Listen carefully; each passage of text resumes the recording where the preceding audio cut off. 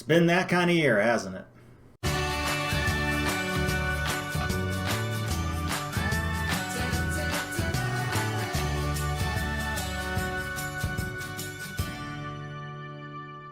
Hello and welcome back to another episode of Hockey Talkie. My name is Clay. Thank you for tuning in. Yesterday, Andrew Shaw announced that he is retiring from the NHL, although he's not technically retiring. Just like Brent Seabrook, he's not actually filling out the retirement paperwork. He's just no longer going to be able to play due to injury. Speaking of Seabrook, like I mentioned, it's been a year. It really has.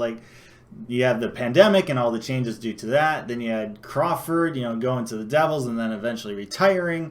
Then Jonathan Toews, we don't know what's really going on with him. Thankfully, it doesn't seem like he's going to be retiring. He looks to be on track to rejoining the team next year. But then you had Seabrook retiring and now Andrew Shaw retiring. Just mentally, it's been tough. And so here we are talking about Andrew Shaw announcing his retirement due to concussions.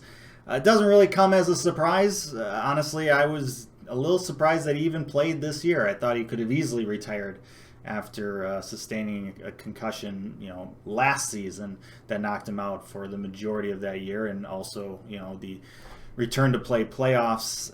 But he came back, and you could tell he was able to play. He still had the talent. He still could contribute at an NHL level. He was great for the Hawks this year, and then obviously got another concussion, and, well, the rest was history. Andrew Shaw was never part of the core group of the Blackhawks, of the success, the dynasty we had, the 3 cups.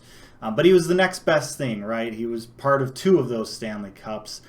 He was a guy that we drafted 10 years ago, back in 2011, 5th-round pick. How many 5th-round picks really do a whole lot of anything in the NHL? Not a whole lot.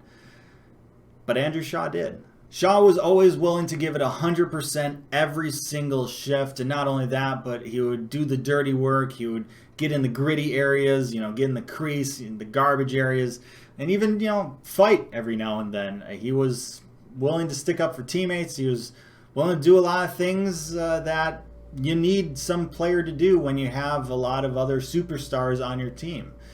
And Andrew Shaw was able to step up and do that. He's the type of player who, if he's not playing on your team, you probably don't like a whole lot. But when he's on your team, he's the most lovable person or player you can find.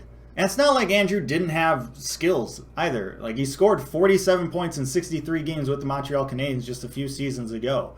His main role wasn't to drive plays and put the puck in the back of the net, but if you needed him to, he could.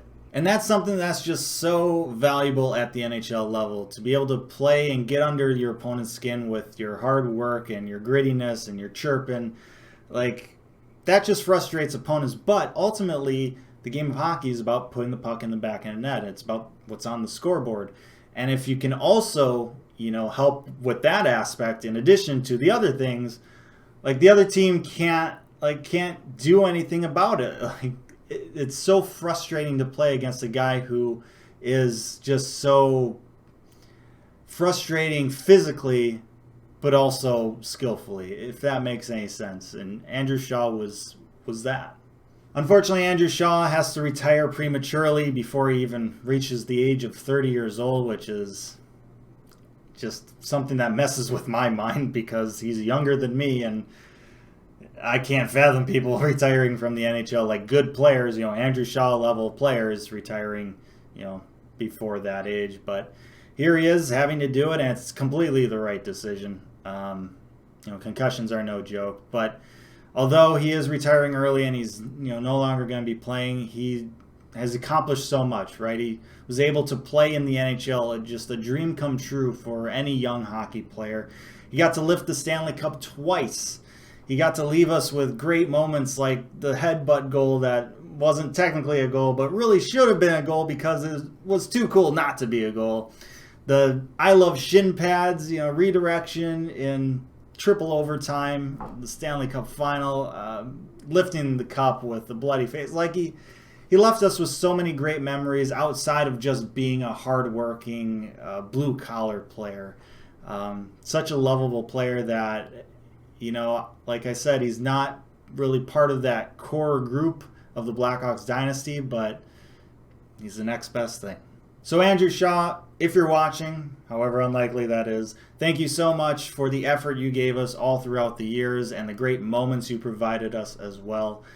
Congratulations on your retirement and best of luck in whatever comes next.